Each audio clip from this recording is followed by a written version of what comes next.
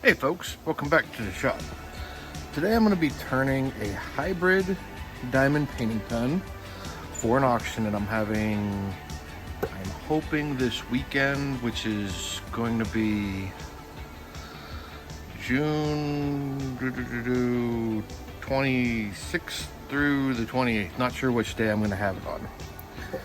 But I'm going to be turning this. I cast this in my last video.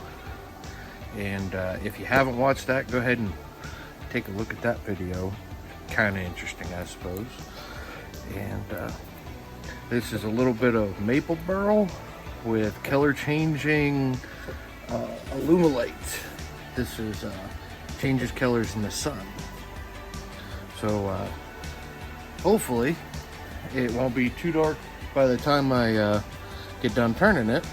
I'll take it out in the sun and we can see what it looks like. If not, I'll have to wait till tomorrow. The sun's been kind of evil today. It's been about 95 in here.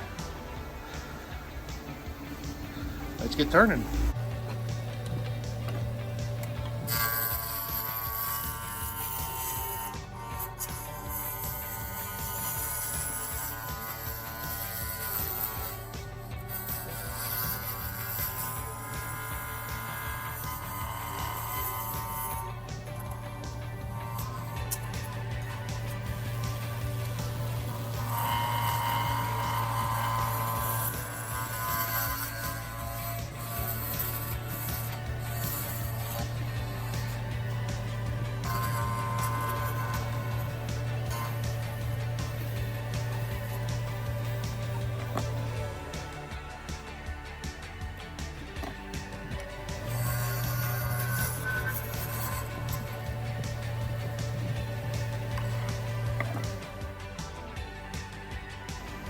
Okay, that looks pretty good. I got it nice and round, and you'll notice whenever I do aluminum honeycomb, I try to keep it on the ends and keep it out of the very center.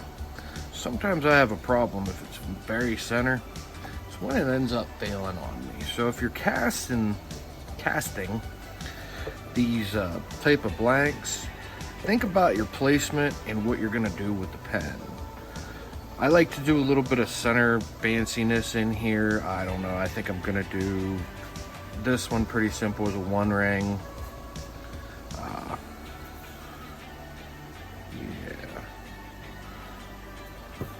And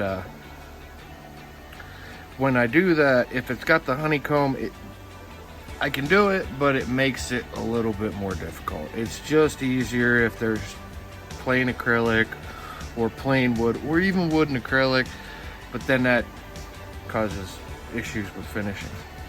But I'm gonna go ahead and turn this, and let me mark the center, and then I'll decide what I'm gonna do.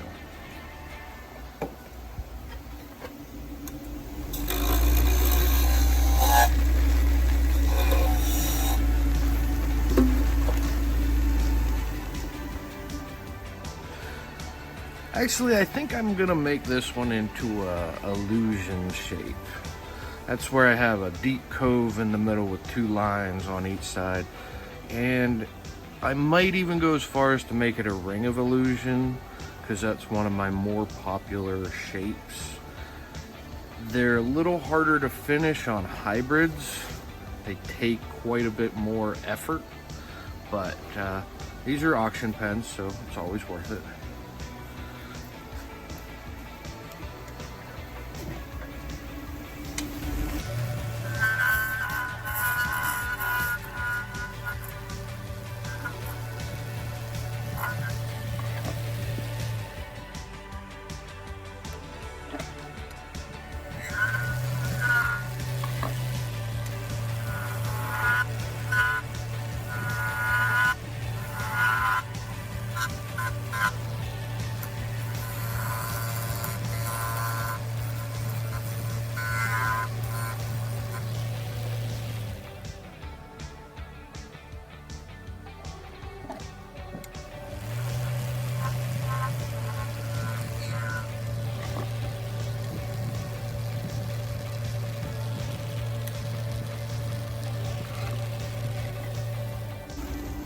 And you see there, I took my tool, I rounded off the 2 points here. That's an old woodworker's thing, and I learned making furniture and other things that I've made in the past is to break edges. And with things spinning at 3,600 RPM, even a little bit of sharpness can really cut you. So I touch the blanks a lot. I know some people say I shouldn't, but I do. But so I always break those corners whenever I do a pen. I know I'll sand them down, but it's for, well, my safety, considering, as my wife would say, I'm the clumsiest person she's ever met. But back to turning.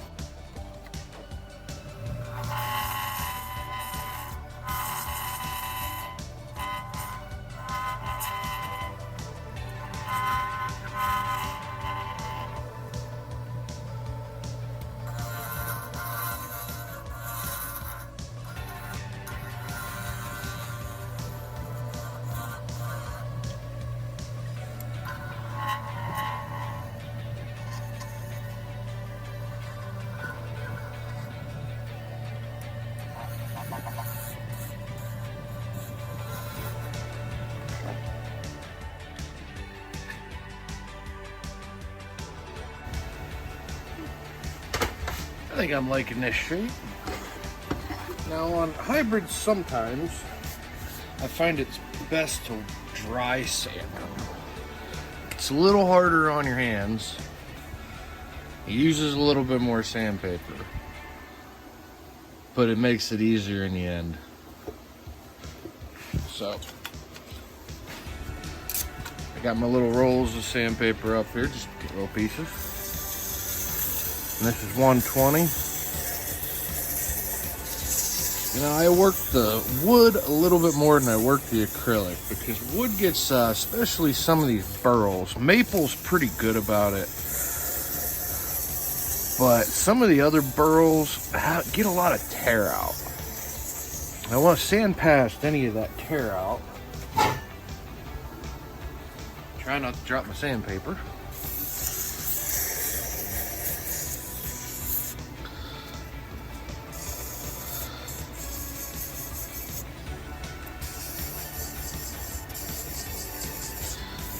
And with the 120, what you're doing is you're just flattening everything.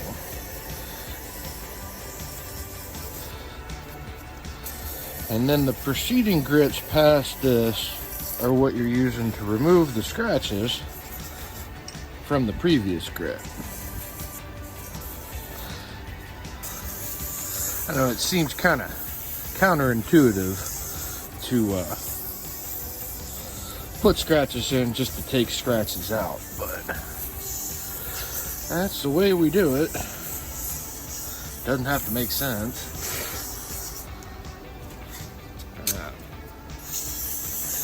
I'm gonna go ahead and speed this up so this doesn't end up being a 35-minute video.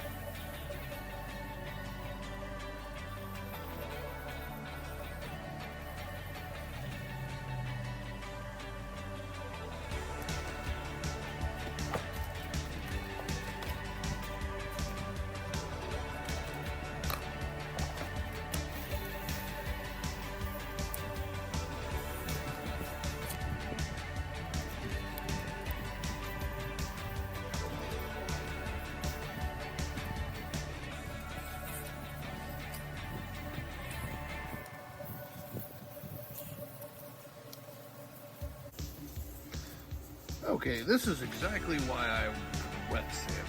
These pieces of paper, like the 1000 grit, they're not made to dry sand with. They break down real fast. But I'm all smoothed out. I'm pretty sure I got most of my low grit scratches. Let it come back in here. I'm gonna take this over the buffing wheel and buff it up. And then I'm gonna put a CA finish on it after I'm done. Be right back. There we go. Buffed it up on the buffing machine. And that looks pretty good now. It's got a real nice shine on it just from the buffer, but doesn't really protect the wood. So now I'm gonna go ahead and put a CA finish on. And if you guys want just a video about how I do my CA finish, let me know in the comments and I'll do one.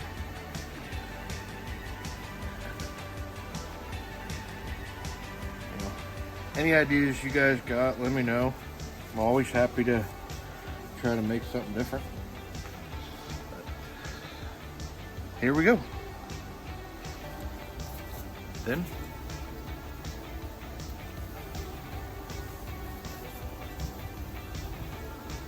take the corner of your paper towel when you're doing beads. Probably be best to wear gloves, but they're getting a little bit hard to find nowadays. So I'll just pick this off when I take a shower tonight.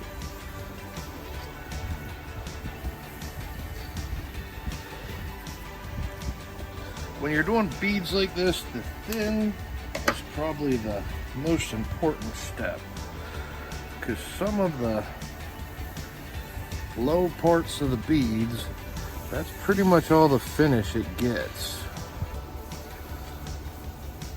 The rest of it gets a nice thick finish, but the middle of the beads are really hard to get medium and thick to glue into.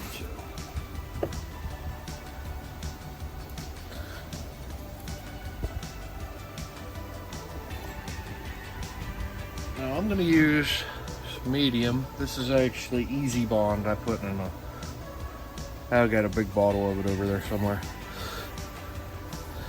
And Easy Bond makes a bunch of different viscosities. They tend to, you can see I glue myself to the paper towel. But Easy Bond's different viscosities tend to help a lot. This medium is, I believe, they're 300, and it's thin enough that it's a little bit thicker than the average thin, but not as thick as your regular medium. Does really well when making the fancy designs. And that's the activator. I'm going to come in with some thick, build up some layers on the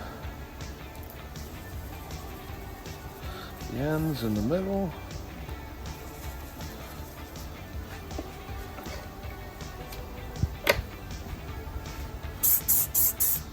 And the thick always needs activator. You can get away without the activator on the thin. Sometimes on the medium you can do 2 or 3 coats, especially if it's hot like it is today. But don't skimp on the paper towels.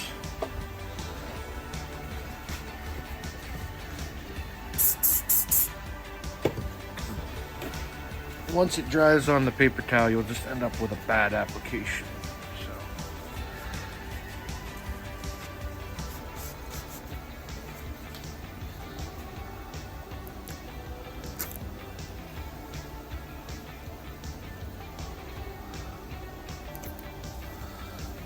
And the thick has a longer working time and the thinner the medium, so you can kind of catch it if it gets a drip or a high spot.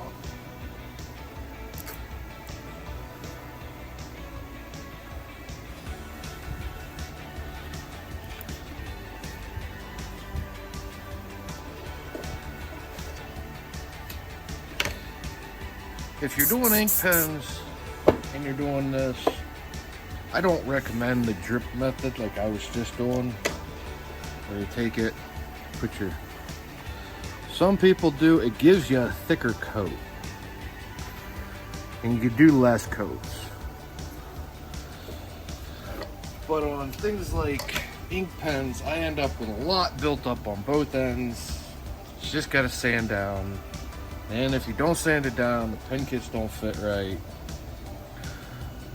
So I prefer put a little bit on the paper towel and rub it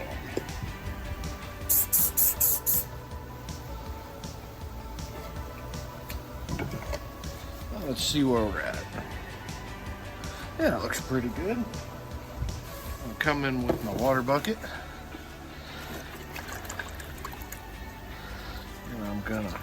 This is 600 grit sandpaper.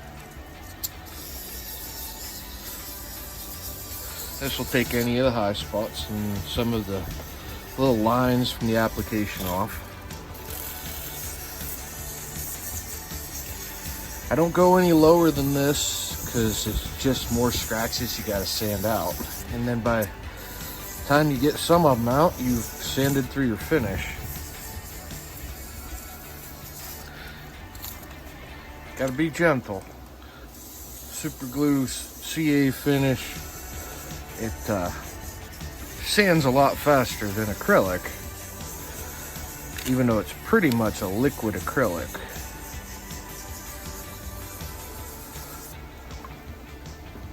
And we're gonna go 1000.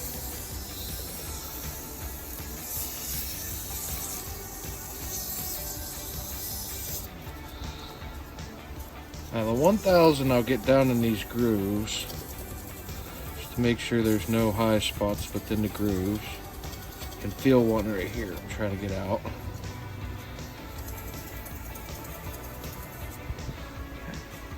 And then we're going to do 2000.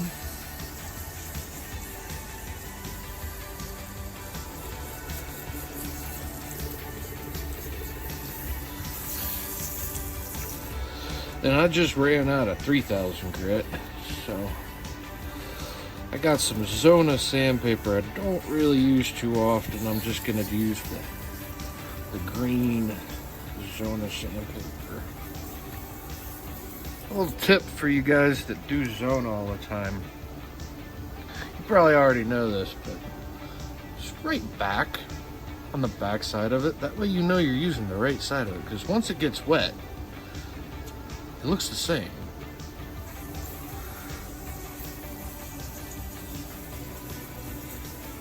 If it wasn't for Sharpies, I'd never know what anything was.